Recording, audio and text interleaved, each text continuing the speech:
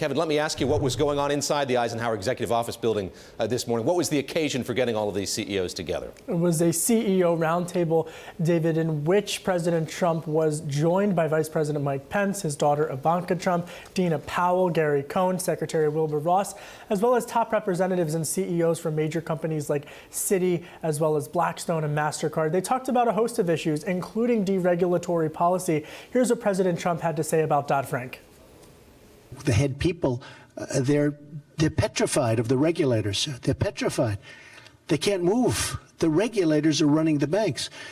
So we're going to do a very major haircut on Dodd-Frank. We want strong restrictions. We want strong regulation, but not regulation that makes it impossible for the banks to loan to people that are going to create jobs.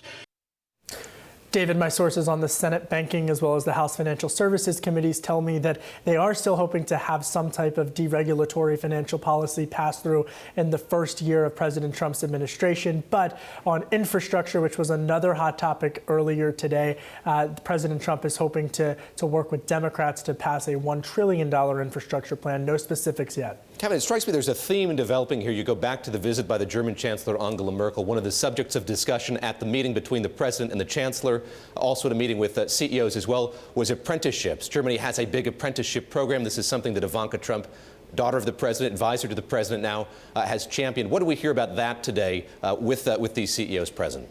They're looking to people like Chancellor Merkel, who they feel Germany has been led the way on apprenticeship programs. It's also an area of bipartisan agreement, is something that folks in the Democrat and Republican parties are hoping to do. Here's what Ivanka Trump had to say about apprenticeships.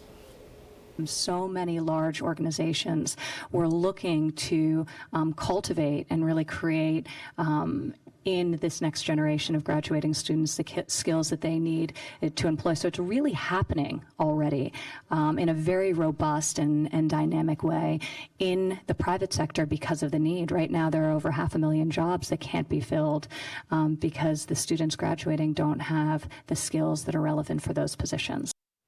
Ivanka Trump noting the importance of public-private partnerships, a similar argument that Jamie Dimon, who just took over the Business Roundtable here in Washington, also made to reporters sometime several weeks ago.